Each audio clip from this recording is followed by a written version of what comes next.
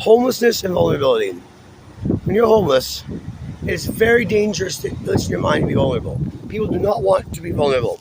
There are three reasons or types of people, I should say, that make being vulnerable scary. One is the police. Now, I'm lucky in my town, the cops aren't so bad. But in most places, officers of the law will go out of their way to fuck with a homeless person.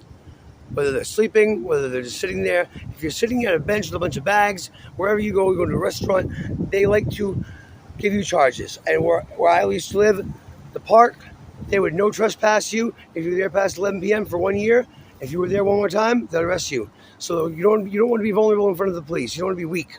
You don't want to be dissociating and be unable to stand up for yourself. The second one is housed folks, the normal people, the yuppies, the middle class people.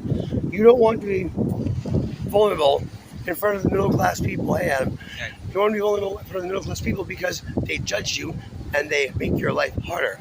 They may say things, get a job. People often, I don't know, just trust me, they say things. They make you feel as if you're not welcome. You can be in front of a business or establishment and people will go into the restaurant and complain about your establishment and they'll complain about your presence. Third one, other homeless folk.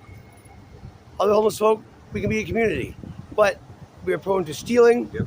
We are prone to ripping people off. Yep. And people tend to, it's a dog-eat-dog world. People who I thought I could trust had stolen my laptop, for example, when I was on drugs, and I've since gone clean off those. But so vulnerability is a very dangerous thing when you're homeless. You do not want to appear weak. If you dissociate when you're homeless and you have trouble speaking your words, you can appear that way, and people will take advantage of you. You do not want to appear weak. Vulnerability is scary. So when you're homeless, you often have this sense that you have to, be hypervigilant. So your brain goes into this constant fight or flight mode.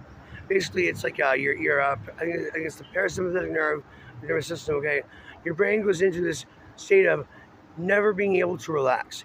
You're constantly on alert, looking around you. Everything is always a threat. Threats are everywhere. You cannot relax. You cannot calm down. Sleeping is optional. I have walked around on the streets for all night, all day. I walked around for 36 hours just because I did not feel safe, and I was sober. So people don't understand homelessness.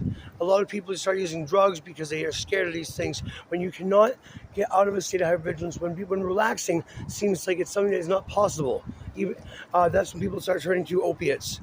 I was homeless for about 2 months before I started using fentanyl. I overdosed 6 times. I've been on Suboxone for a year and a half now.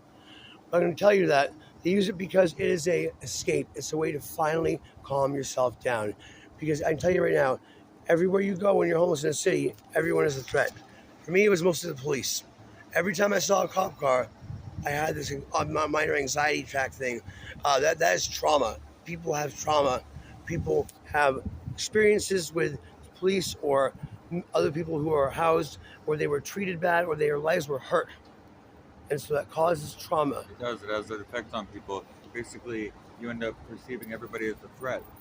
You are on guard. You're very reserved. Even people you think you can trust, house friends don't understand what it's like to be on the streets. I have a 3-night rule. You never stay with the person who is housed on a couch or whatever for more than 3 days. Because I guarantee you, by the 3rd day, things will change, and they will start treating you in a way that is not good. Yep, I've had friends where they wanted to charge me for taking a shower. I've had friends, those same friends would hide their food in their bedrooms so that I wouldn't have access to it. They would... As if you would eat the food. I recently found out that they were ripping us off. So yeah, people take advantage of you. You have to be on your guard, and it's scary. Now, confidence is also a reason for this, because when you're homeless, it's pretty assured that you will lose your confidence. You are now a outcast of society. You are a blatant second-class citizen. You are a target of the police. And trust me, you will be no trespass from businesses because they don't want your presence there if they see that you're homeless. So, this being said, you start losing your self-respect, you start losing your self-worth, and you start losing your confidence. Therefore, you are scared. People are scared. They are in a state of fear. Therefore, they're in a state of hypervigilance. Therefore, they cannot be vulnerable.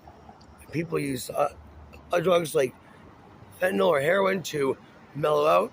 People use drugs like meth to be able to amp up and get things done and be strong.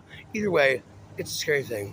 So if you are not homeless and you see a homeless person, remember that they are probably in a state of fear and they probably haven't had the ability to fully take a breath, meditate, and relax in a very long time.